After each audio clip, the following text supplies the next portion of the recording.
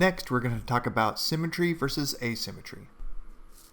Symmetry are the elements arranged evenly around a central point. Asymmetry are elements that are distributed unevenly throughout.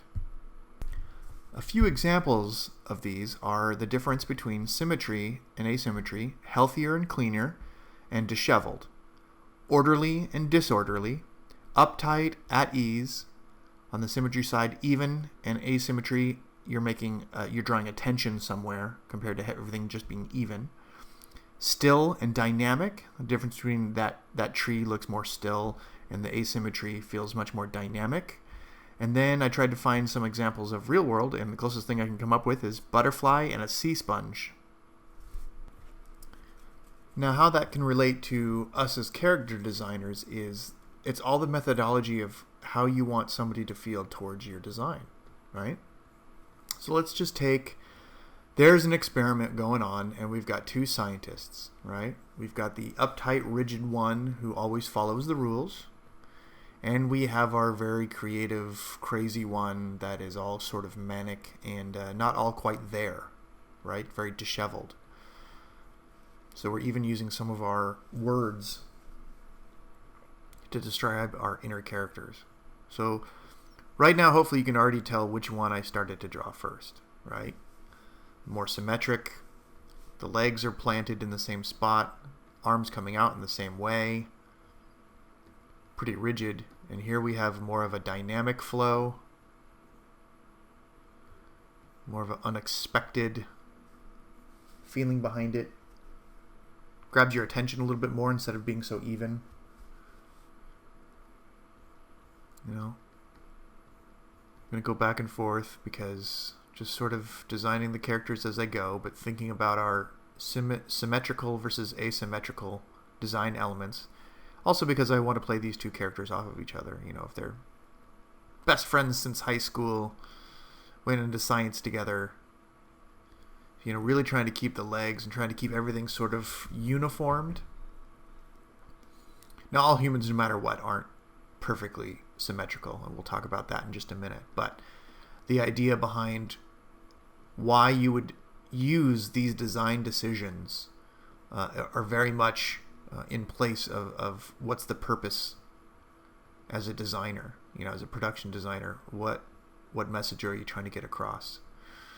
You know, it's the idea of a solid building is pretty much symmetrical, and a giant rock is the asymmetry, right? Those two have different meanings. So one is much more fluid and organic, one's pretty rigid.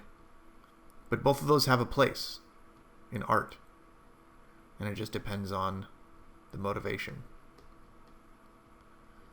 So now I'm kind of working on the asymmetry. Everything's a little bit off kilter. I've got a leg kind of drawn up a little bit. His coat is off and not straight. Even his shirt is dangling out on one side. You know, his collar up. Everything is a little bit more disheveled. And that is just to signify to my audience that this is the character that is a little bit out there. You know, disheveled hair, everything's a little bit off. That asymmetry is really working in tandem here.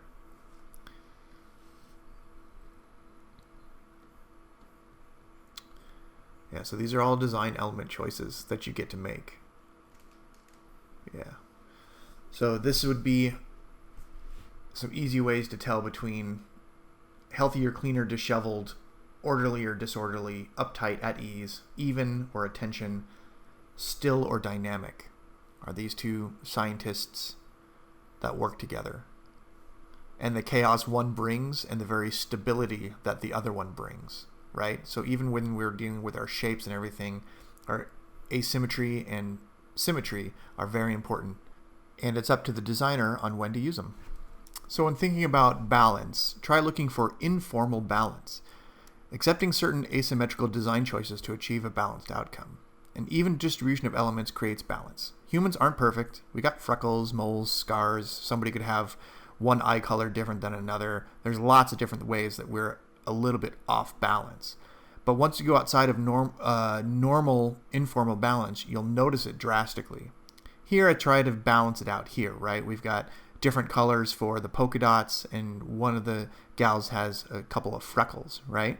But outside of that, you just go, oh, okay, they're kind of basically the same, so it's an informal balance. If you were to make drastic changes, your character would be out of balance, and that could be a good thing as well. Knowing when to use that is going to be important for what you're trying to get across. It could be a bunch of straps across the right arm, and then you put a couple of big belt straps along the left leg to kind of rebalance it out, but it's an informal balance you're trying to achieve. So it looks like a balanced character, but it's asymmetrical.